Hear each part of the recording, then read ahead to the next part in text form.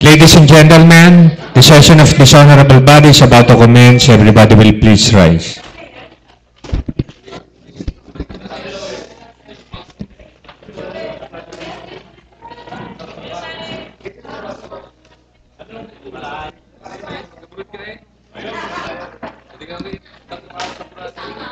As the elected Vice Mayor and Presiding Officer, I'm calling the session to order. Roll call, please. The honorable members of the Sangguniang Panlunsod, Honorable Kathleen C. Briones, Honorable Mark Aris Pilwansing, Honorable Maria Concepcion R. Hernandez Piloso, Honorable Aris Manuel D. Mendoza, Honorable Joel D. Pua, Honorable Raul A. Monte Alto, Honorable Pasita S. Liviste, Honorable Yunilo A. Katipon, Honorable Donato Olinatok, Honorable Donato Armand Ferro, Honorable Virgilio I. Makasay Jr., and the Honorable Presiding Officer, Honorable Eric D. Africa. Do we have a quorum? We have a quorum. May we request the Honorable Raul Monte Alto to lead our invocation.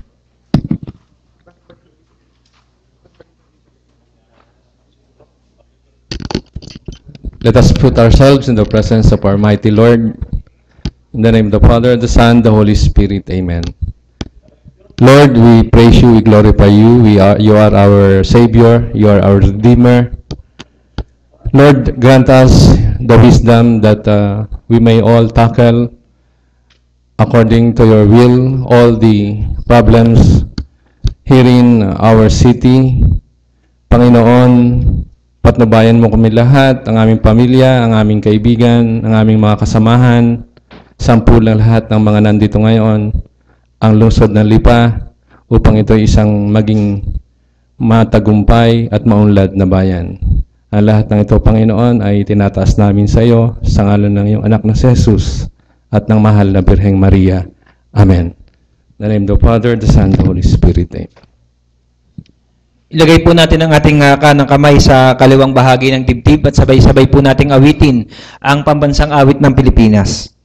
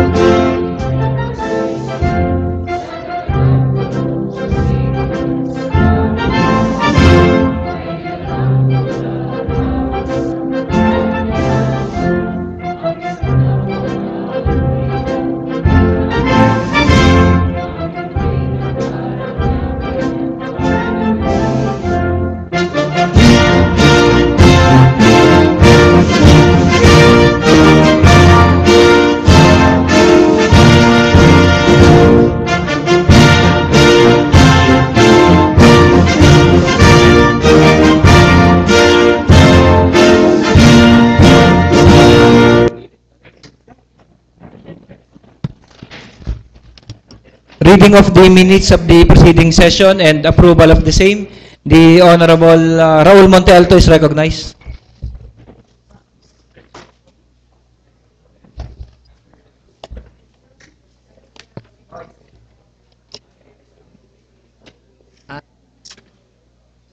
Sino ka member ng law?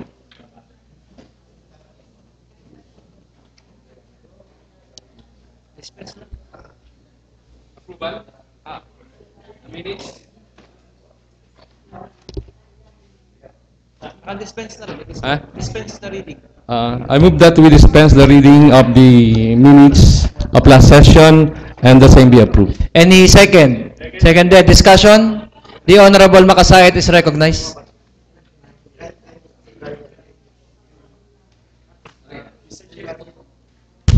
Hello.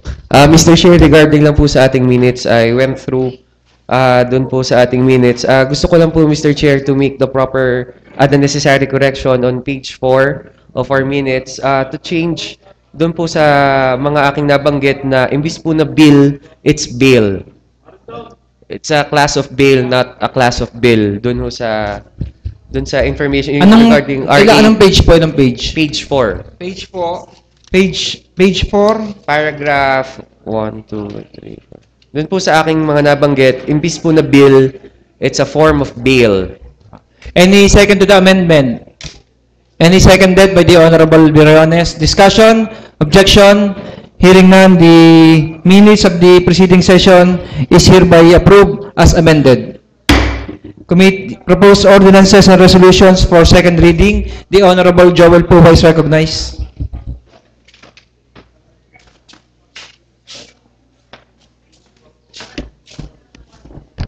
Mr. Chair, provided that all the councilors has the copy of the committee report, I move that we dispense the reading of the committee report. Any second to the motion? Seconded by the Honorable Katipon. Discussion? Objection? Hearing none, the motion duly seconded is hereby approved. Mr. Chair, I move for the adoption of the committee report. Any second for the adoption? Seconded by the Honorable Katipon and Lebiste. Discussion? Objection? Hearing none. Committee report number House 2014-0225 is hereby adopted. Business for the day, Mr. Secretary. Business for the day. Number 1, supplemental budget of Barangay Halang. Refer to the Committee on Appropriations. Number 2, supplemental budget of Barangay Ludlod. Refer to the Committee on Appropriations. Number 3, supplemental budget of Barangay Tanguk. Refer to the Committee on Appropriations. Number 4, ordinansa bilang 04-2014 adopted by Sangguniang Barangay, Barangay Bulacnin, Re. Ordinansa na nagpapatibay at nagtatakda ng pagpapalit ng pangalan ng tulay o overpass na ipaabot sa mga kinaukulan, partikular ang DPWH at Star Tollway Corporation na naglalayong mapalitan ng pangalang nakasulat sa tulay ng Santo Toribio sa tamang kinilalagyan nito na Barangay Bulacnin. Refer to the Committee on Barangay Affairs and Barangay Affairs. Number 5, reclassification request from agricultural to residential use of Mr. Alan Rizeles of 200 square meter portion of his property with a total area of 450 square meters located at Barangay Tambo, Lipa City. Refer to the Committee on Land Use. Number 6, reclassification request from agricultural to residential use of Mr. Mauricio Mendoza of the 500 square meter portion of the property with a total area of 4,250 square meters located at Barangay San Isidro. Refer to the Committee on Land Use. Number 7, letter of Ms. Maria Linda Esmoya, Chief Operations Officer of Rich World Permitting Contractor, Globe Contractor, requesting for reclassification from agricultural to commercial use of some portions of the properties located in different barangays. Refer to the Committee on Land Use. Number 8, request of the same party for permit for the proposed globe cell sites in different barangays. Refer to the Committee on Public Utilities. Number 9, request of DOIC City Engineer for the realignment of projects under the 20% development fund amounting to 21,033,000 forwarded by the City Administrator to Refer to the DSP. Committee on Appropriations and Engineering. And number 10, financial statements of General Fund, Consolidated General Fund Noted. proper. The resolutions and ordinances for third and final reading, the Honorable Joel Puwa is recognized.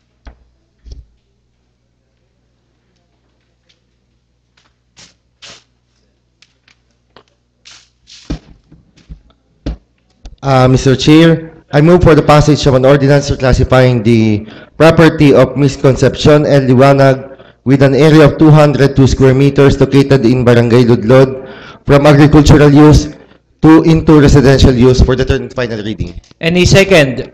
Seconded by the Honorable Katipon and Monferro. Discussion? Objection? Hearing none, the motion duly seconded is hereby approved for third and final reading.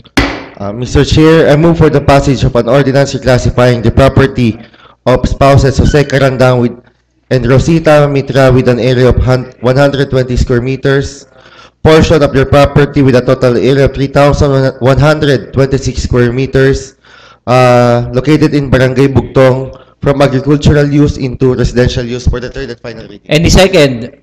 Seconded by the Honorable Monferro, Lebiste, and Katipon. Discussion? Objection? Hearing none, the motion duly seconded is hereby approved for third and final reading. Privilege. The Honorable Katipon is recognized.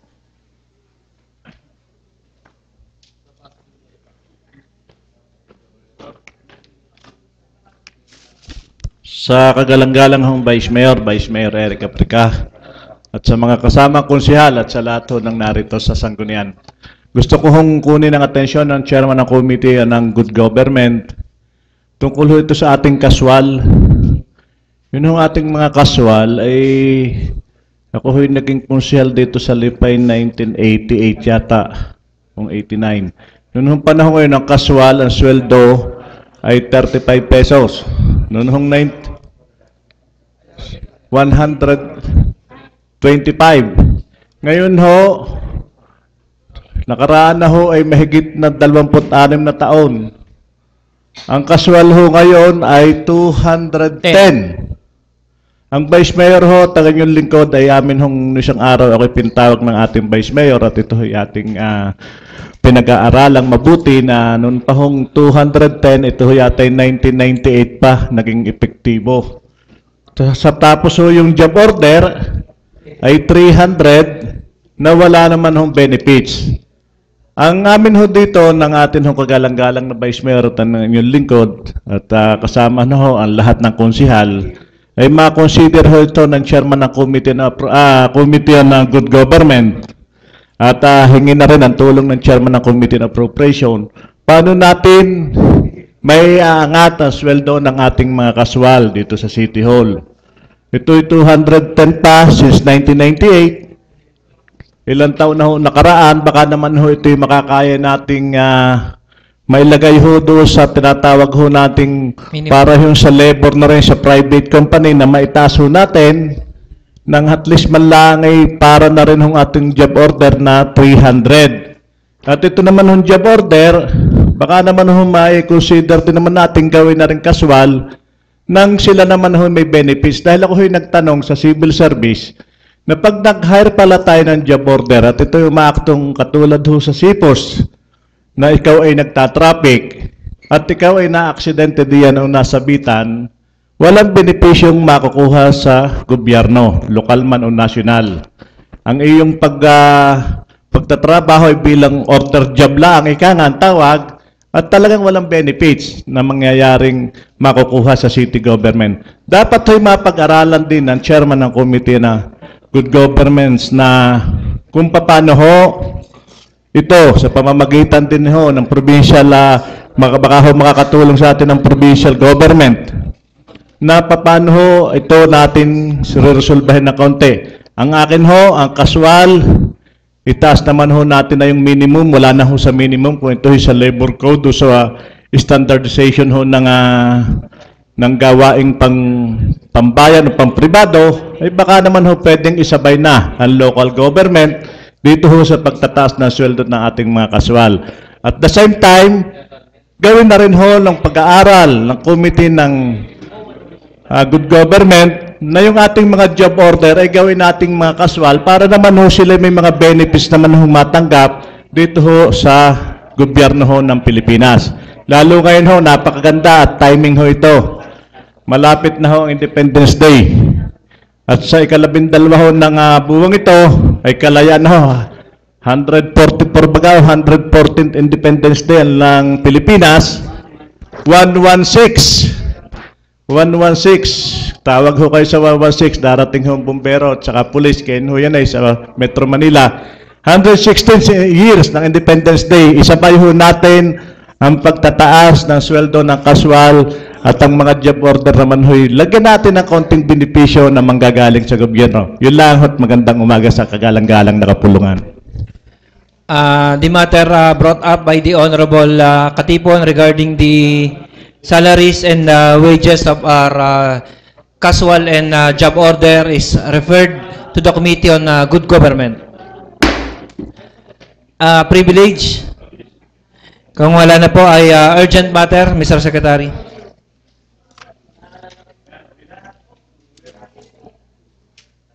Urgent matters. Number 1, Barangay Ordinance. Ordinansa na nag-uutos na magkaroon ng barangay ID ang mga residente ng Barangay Banay-Banay na may kinaukulang butaw na nakakalaga ng 50 piso. Referred to the Committee on Barangay Affairs. Number 2, letter of the City Administrator by authority of the City Mayor to the honorable members of the SP through the Vice Mayor for appropriate action. The hearing request of Mr. Leonard Jeff Datinggaling for the reclassification of 945 square meter portion of the properties situated Referred to the Committee at on Barangay San Sebastian. Land Use. Number 3, reclassification request of Mr. Constancio Pasha, President of Malarayan Rural Bank, and Florencio Marquez of their property with an area of 1,306 square meters located at Barangay Pagulingin. Referred to the Committee on Land Use. Letter of the City Administrator by authority of the City Mayor to the honorable members of the SP for appropriate action, the request of Mr. Jose Elias Daniel Pantangco, President of First Iron World Residential Development Corporation for reclassification of the properties from agricultural to residential situated at Barangay Sampaguita. Referred to the Committee on Land Use. Number 5, supplemental budget of Barangay 9A. Committee on Appropriations. Number 6, supplemental budget of Barangay San Lucas. Referred to the Committee on Appropriations. Number 7, supplemental budget of Barangay San Jose. Referred to the Committee on Appropriations. Number 8, supplemental budget of Barangay Pinagkawitan. Referred to the Committee on Appropriations. Number 9, endorsement letter of Attorney Latido, Re, 10-year ecological solid waste management plan for review and appropriate action. Referred to the Committee on Environment. Number 10, entry of appearance with motion for extension of time to file position paper. Referred to the Committee on Good Government. And number 11, IRR of Ordinance Number 1 Series of 2013, Ordinance mandating establishments to install CCTV. Referred to the Committee on Peace and Order. Resolution, the Honorable Linatok is recognized. Mr. Chair, I move that we consider the supplemental budgets of all the barangays as urgent and approved on third and final reading, Mr. Chair. Any second? Seconded by the Honorable Katipon, Mendoza, Luwansing, and Briones. Discussion? Objection? Hearing none, the motion duly seconded is hereby approved for third and final reading. Mr. Chair, I move that we pass a resolution concurring the approved supplemental budget of the following barangays for the budget year 2014. Barangay Halang in the amount of 171,573.90. Barangay Ludlod in the amount of 560,907.93. Barangay Tangob in the amount of 170,799.20. Barangay 9A in the amount of 69,245.05. Barangay San Lucas in the amount of 394,498.30. Barangay San Jose in the amount of 330,054.80. And Barangay Pinagkawitan in the amount of 273,555.80 for third and final reading, Mr. Chair. Any second? Seconded by Honorable Luwansing, Labiste, Briones, Makasaet, Monfero. Discussion. Objection. Hearing none, the supplemental budget of the various barangays is hereby approved for third and final reading. The Honorable Luwansing is recognized. Good morning, Mr. Chair. I move that the matter regarding the 10-year ecological solid waste management plan to be considered as urgent. Any second for urgency? Seconded. Discussion. Objection. Hearing none, the motion duly seconded is hereby approved for urgency. Mr. Chair, I move to pass a resolution adopting the environmental plan submitted by the City Environmental and Natural Resources. Any second? Jointly moved by the Honorable Linatok, seconded by the Honorable Mendoza and Katipon, Briones, and Leviste.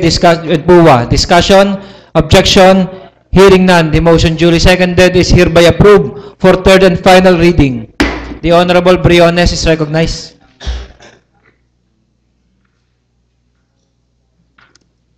Mr. Chair, I move for the urgency of item number 10, the motion for extension of time to file the position paper. Any second for urgency? Seconded. Discussion? Objection? Hearing none, the motion duly seconded is hereby approved for urgency. I also move for the passage of a resolution granting extension to file the position paper for 10 days, starting June 10 to June 12, 2014. June 13. June 3 to 12, 2014. Of administrative case number 01-2014. Any second? Seconded by the Honorable Linatok. Discussion? Objection? Hearing none, the motion duly seconded is hereby approved for third and final reading. The Honorable Joel Puwa is recognized.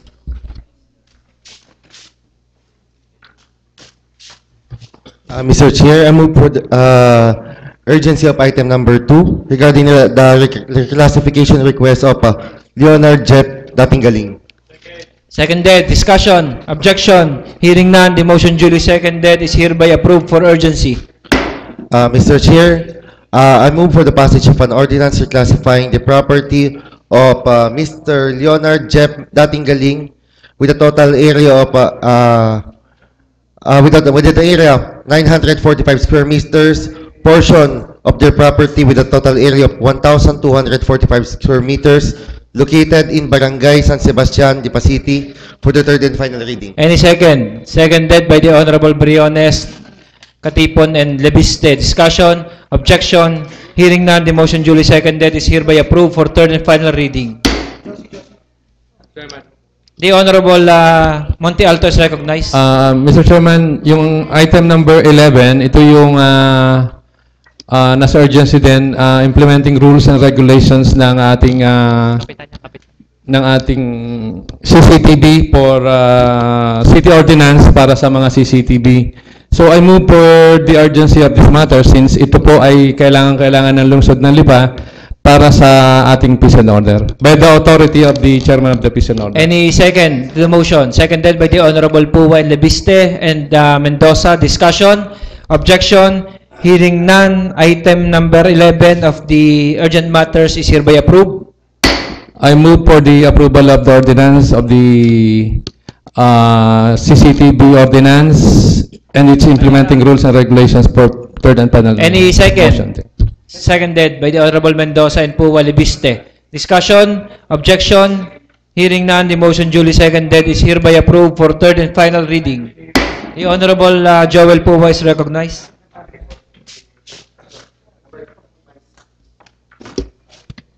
Mr. Chair, I move that we consider item number 3 as urgent. Any second? Seconded. Discussion? Objection? Hearing none, the motion duly seconded is hereby approved for urgency.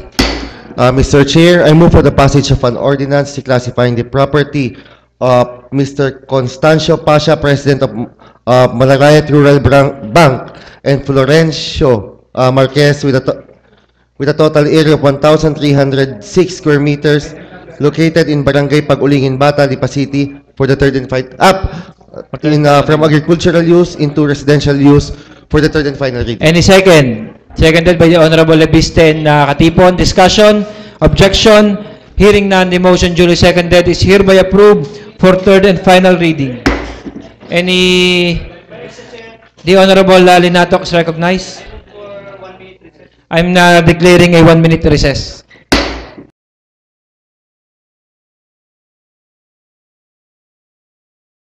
Any announcement? Kung wala na po, if there's no objection, if there's no other matters to discuss, and if there's no objection from the floor, the session is adjourned.